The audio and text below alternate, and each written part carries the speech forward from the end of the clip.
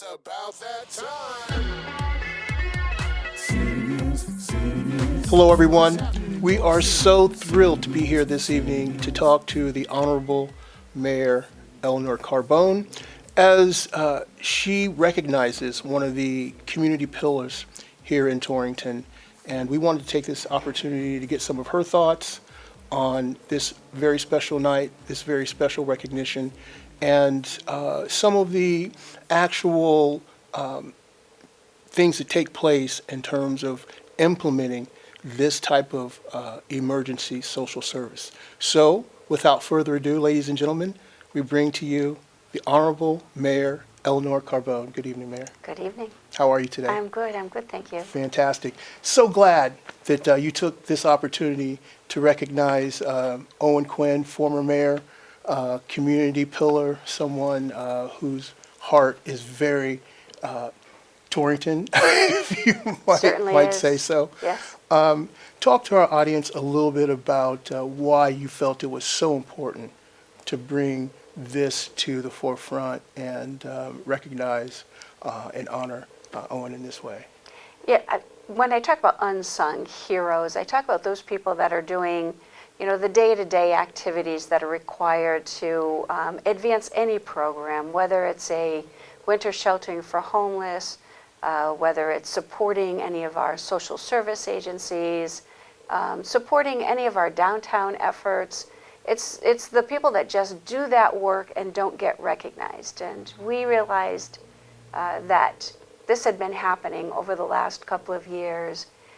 Owen Quinn, who is such a pillar in this community, has been doing so much of that work so quietly under the radar that we recognized an opportunity to honor that.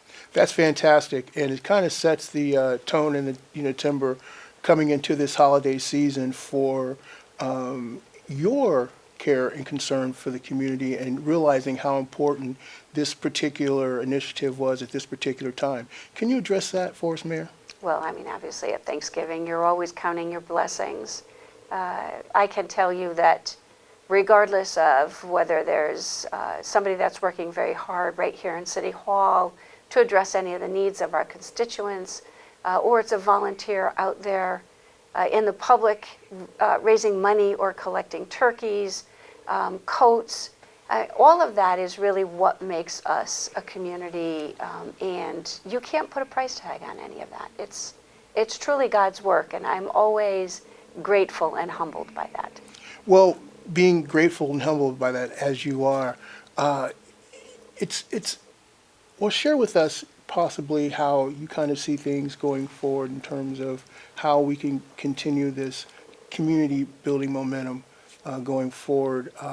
I think coming especially now, in your third term here in Torrington, you've been able to set a vision up, and now that vision is starting to come to fruition.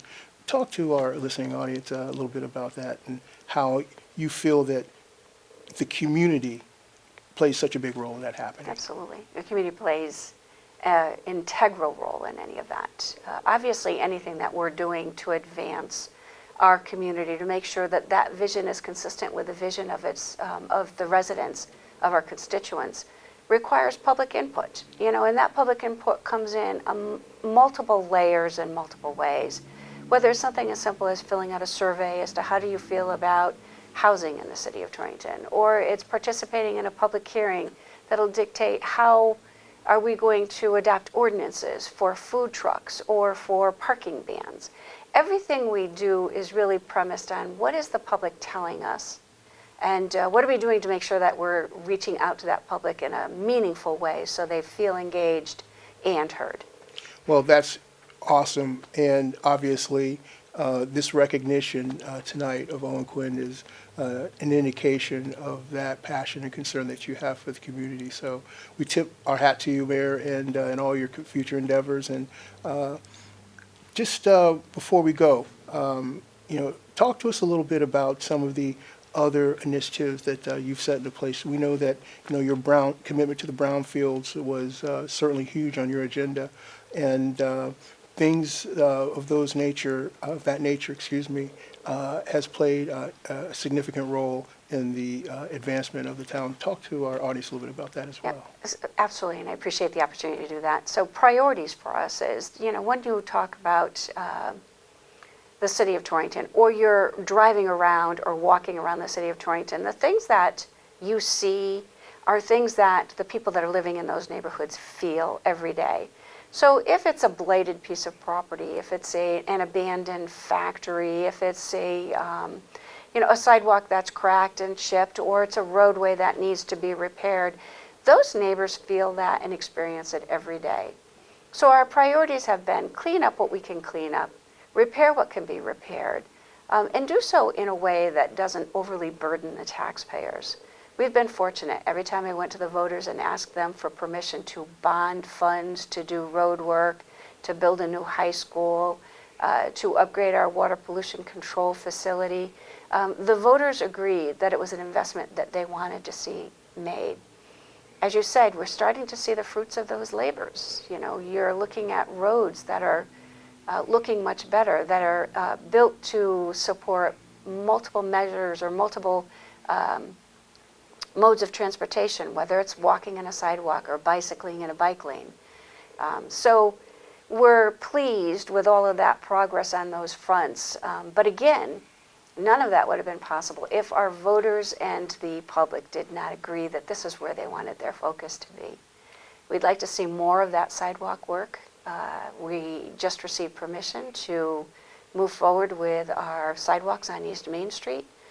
Big priority of mine. For the past 4.5 years, we've been waiting for that approval. We'll be working more on roads, those very important high-traffic arterial roads that collect from Route 4 to Main Street, from the hospital downtown. So those are a priority for us, making sure all that road work happens, but not ignoring the fact that all the small neighborhoods that just have a couple of sidewalks and a little strip of road is just as important as East Main Street, or any of those other main routes to the city. So we'd like to see that continue to move forward. We are feeling the pinch on housing. Every study that has been done over the last year to 2 years is revealing to us that there's a tremendous need for housing. There's a tremendous need for affordable housing that supports our workforce. It's a young family with a couple of kids that just want to have a nice apartment with a couple of bedrooms, walking distance to a school or to church or downtown. So I'd like to continue my focus on that.